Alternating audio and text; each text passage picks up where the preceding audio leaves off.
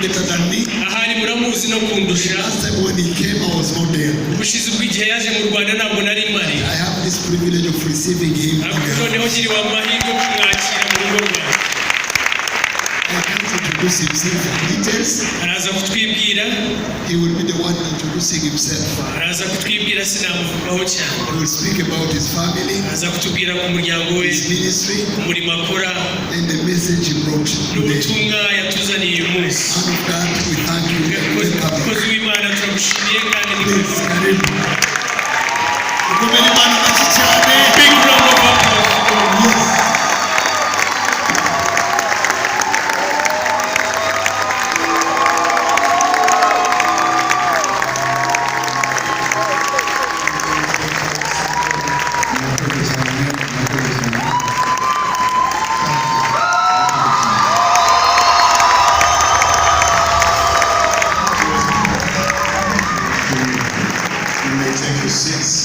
Yes.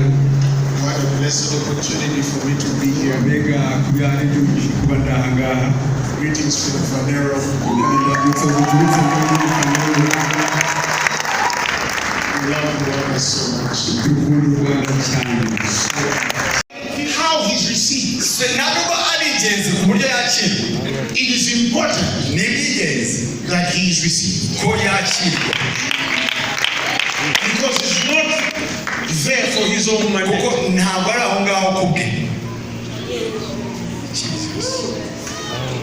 Yes, sir.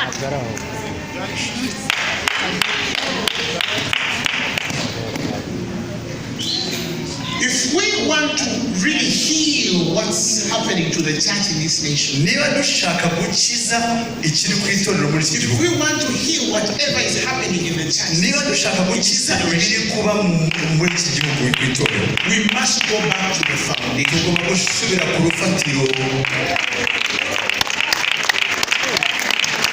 I'll give you an example. The East African revival.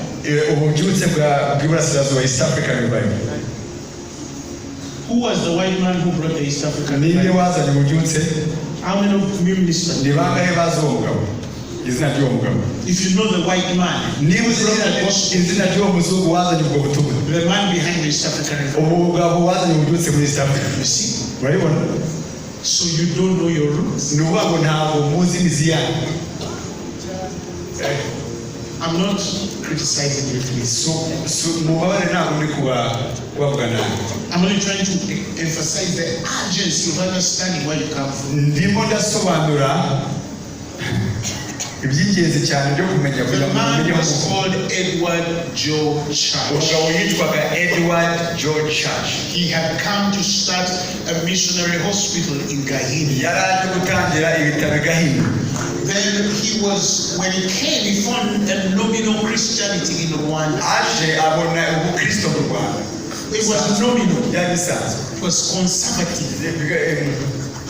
It was weak. So he travels to Uganda on a holiday and comes to Namirembe, meets an Irish woman called Mabel Enso, and they start having conversation. Because Edward George Church was a direct recipient of the streams of the Azusa Street revival, which had begun in 1905 by a man called William Seymour. I studied William Seymour as an individual.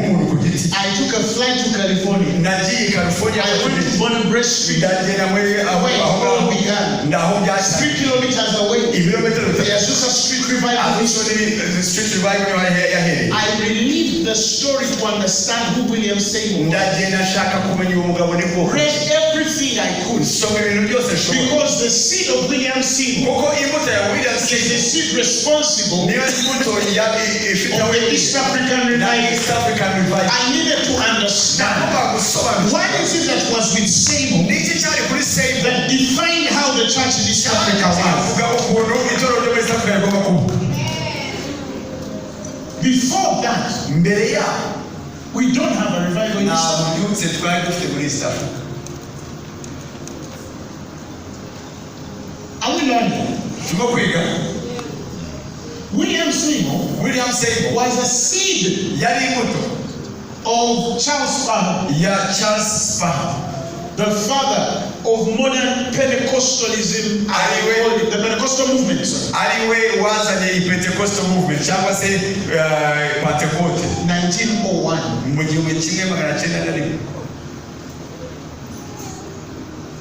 If you took trouble to study William Seymour as a man, ugiye kwiga William Seymour nk'umuntu, you'd understand the church in East Africa. wasobanukirwa itorero ryo muri East Africa. This happened in 1905. Ibi byabaye mu 1995. But the way he ended, ariko uburyo yasoje the things that happened in his ministry, umuntu ikintu cyabaye every trouble that was in that movement, ingorane yahuye nazo muri icyo gihe, every glory that was in that movement, icyubahiro cyari muri icyo gihe, every experience of power that was in that movement, imbaraga zose zagaragaraga muri icyo gihe is in this dispensation. biri muri iki gihe cyane. Wherever it has gone, aho byagiye hose byarabaye biraba. the good and the bad, ibyiza n'ibibi biraba. we take the good. ni ukuvuga ngo twebwe dufata ibyiza, But when we take the good, ariko twafashe ibyiza we also learn tugomba no kwiga how do we deal ni gute with twahangana the things that could not work. n'ibitarashobotse. I'm not here to criticize the man, sindi hano kugira ngo ngire umuntu ubwira because it's because of him that we still have right to be ni saved. kubwe tugifite urumuri muri But I'm here to help you understand your father. ndashaka ngo mumenye baso bo mu mwuka, Why your nose is long, kuki izuru ryawe ari rirerire, why your eyes are like that, kuki amaso yawe ameze gutyo, why you're in that structure, kuki uri muri uwo mubiri gutyo uteye and gutyo. understand usobanukirwe that until the seed is improved, uretse imbuto y'uburuwe, the church in Rwanda, itorero ryo mu Rwanda like it happened in Uganda, nk'uko byabaye i Bugande will never change. ntabwo rizahinduka, Never change. ntabwo rizahinduka. I assure you. ndababwiza ukuri. Apostles, there is the way we speak very hard things. rero intumwa ni ukuntu tuvuga ibintu bikomeye, And interestingly, people still love us. kandi abantu bagakomeza kudukunda. If you try it and you're not an apostle, n'ubijyanye utari intumwa they will stone you bazagutera amabuye as though they don't stone you. nk'aho twebwe badatera amabuye. So, the question is, ladies and gentlemen, ikibazo hano rero, the womb, which is the church, iyo inda ariyo torero, what kind of Christ was introduced? ni uwuhe Kristo wababwirijwe? There's just a street revival actually on record is one of the fastest and most spread revival on earth. ububyutse bwa Azusa nibwo bwageze ku mpande zose z'isi. So it spread so wide. ni ukuvuga ngo bwageze ku mbibi kure, You can have churches everywhere. wagira amatorero ahantu hose kandi akuze. The question is the quality ikibazo ni karite, of the church. ni karite Of industry. cyangwa karite. They spread so wide. ni ukuvuga ngo twageze But the kure. question is the quality. Iki- About Moses. So when I speak to prophets, kuko yavuga n'abahanuzi I speak to them through visions and dreams. babwiriza aberekwa, But that is not how I ariko speak. siko kugana With Moses. na Mose. It's not whether you're right or wrong. so kuba ari muri ubu muri cyawe oya, This is Moses. uyu ni Mose muvuga. I didn't send him to your family. ntabwo namwoheje I sent him to your dispensation. namwoheje mu kinyejana cyanyu. He's not a gift to you only. ntabwo ari impano kuri mwe He's gusa, a gift to the world. ni impano ku isi. We are not saying Moses is right. ntabwo tuvuze ngo Mose yakoze iby'ukuri, We're only saying turavuga ngo God understands. Imana yabisobanukirwa. Two boys are born abahungu babiri baravuka from the same womb. bavuye mu nda imwe. Two boys, abahungu babiri Cain Kayini and Abel. na Abeli They have never seen anybody harm another. ntibigeze babona umuntu umwe But yishe, one man worships God, ariko umwe aramya Imana, and another man undi muntu. niyo mpamvu igihe Imana yashaka ko itanga tells Abraham, ibwira Aburahamu "Take now thy son." ngo Genesis 22:2. fata umwana wawe, Thy only ngo son. umwana wawe rukumbi,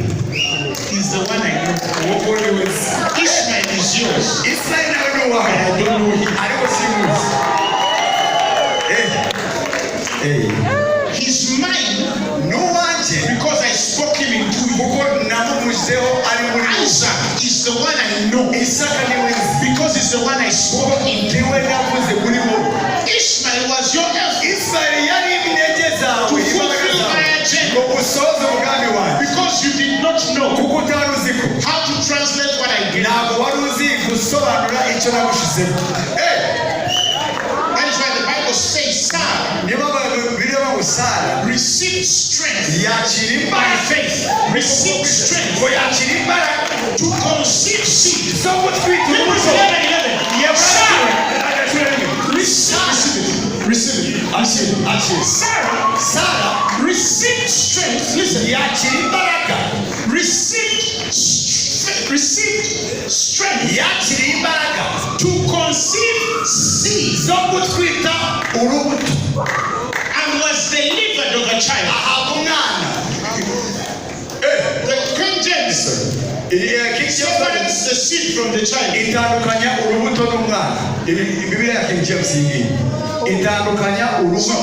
It means even when God had spoken Isaac into existence, Sarah had not matured into faith. It doesn't mean that Isaac was not available, but he was not ready to enter a womb which had not by faith received strength. Am I preaching? Am I preaching? So it's not delayed because God hasn't given you. It may be delayed because you don't have the faith. And now the scriptures tell us Sarah at one point received strength to conceive. Now the English word for conception is understanding. Sarah received strength to understand. You got an apostle. He received strength to understand the seed and was delivered of a child when she was past age because she judged him faithful. War happens.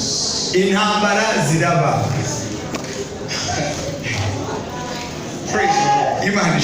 The seed Isaac has two children. One is Esau, another one is Jacob. But there is still a difference between two individuals. They are born from the same womb, but God appears to one,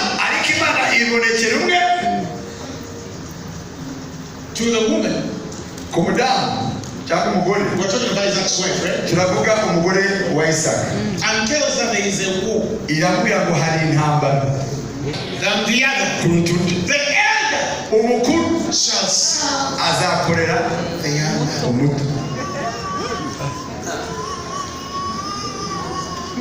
From that day, Esau hated Jacob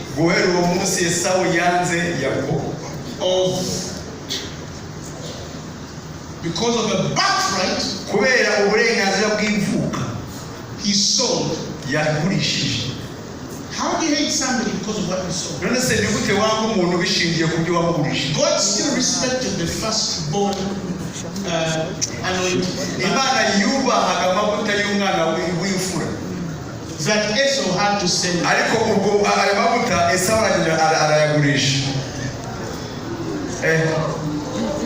Are you learning? So Esau becomes the father of the Edomites. I don't want to go into the story between him and the brother. But you know that Jacob was VC. Jacob has 12 children. We become the 12 tribes of Israel. Esau came from the loins of Isaac. But he's not a Jew.